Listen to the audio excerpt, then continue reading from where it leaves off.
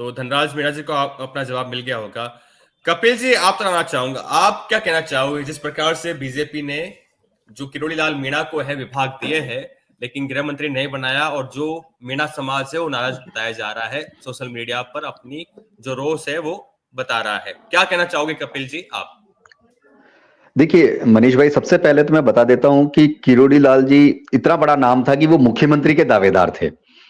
ठीक है, फिर जब मुख्यमंत्री लगा कि मुख्यमंत्री नहीं तो डिप्टी तो कहीं नहीं गए, उसके बाद में डिप्टी से भी हटे तो बोला कोई बात नहीं, गृह या वित्त मिल जाएगा, फिर वहां से भी साइड में कर दिया गया और एक छोटे छोटे मंत्रालय दिए गए और वो भी उन मंत्रालयों में भी भाग कर दिया गया, डिवीजन कर दिया गया। तो इससे जो किरोड़ी लाल जी है उनका जो एक कैडर था या उनका जो एक लेवल था उसको इन्होंने डिग्रेड किया है। तो इसका खामियाजा ऑब्वियसली बीजेपी को भुगतना पड़ेगा, इस लोकसभा में भुगतना पड़ेगा, क्योंकि सबसे ज्यादा बीजेपी जो सीटें जीत सकती थी वो 25 सीटें थी और 25 सीटें पिछले 2 बार से लगातार जीत रही है। लेकिन इस बार अगर एक भी सीट कम होती है, मैं आपको बता देता हूं कि 200 सीटें सिर्फ 6 राज्य में इनकी 200 सीटें हैं, राजस्थान, एमपी, गुजरात, छत्तीसगढ़, यूपी और इस तरह से ये 6 राज्यों में इनकी 200 सीटें हैं। अगर इनमें से अगर 50 सीटें भी कम हो जाती है, चाहे किरोड़ी लाल जी इधर हरा देते हैं, मैडम इधर हरा देती है, तो ये भाजपा के जो 450 का ये आंकड़े की बात कर रहे हैं, यकीन मानिएगा ये 220 से भी नीचे आके अटक जाएगा। तो मैं ये चीज बताना चाहता हूं कि किरोड़ी लाल जी एक अपने आप में समाज के बड़े नेता हैं और राजनीति में भी मेरे ख्याल से विपक्ष भी बहुत इज्जत करता है किरोड़ी लाल जी की।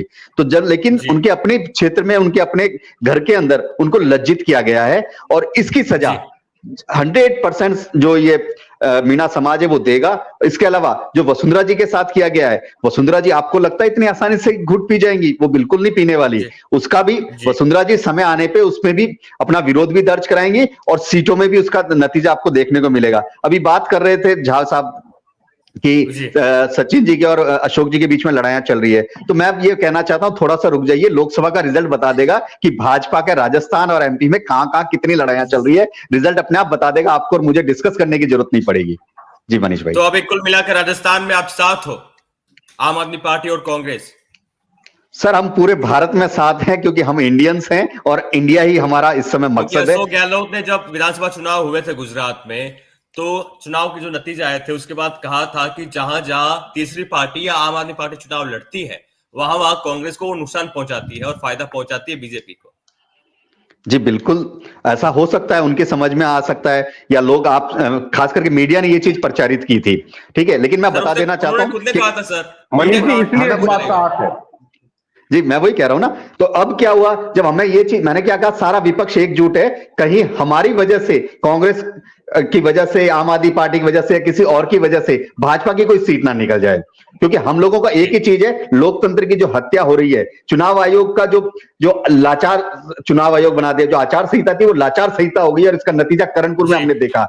जिस तरह से राम जो धर्म, राजनीति में धर्म क्या था? राजनीति में धर्म था काम, और उस काम को इन्होंने धर्म बदल दिया। आज की तारीख में प्रधानमंत्री मंदिर के उद्घाटन में पहुंच रहे हैं, जबकि उद्घाटन के लिए आपको एक चीज और बता देता हूं कि वैवाहिक होना बहुत जरूरी है, और वो अब अपने आप को अविवाहित कहते थे, फिर डिवोर्स कहने लगे, फिर छोड़ा हुआ कहने लगे। अब समझ में नहीं आ रहा कौन सी बात उनकी पकड़ी जाए।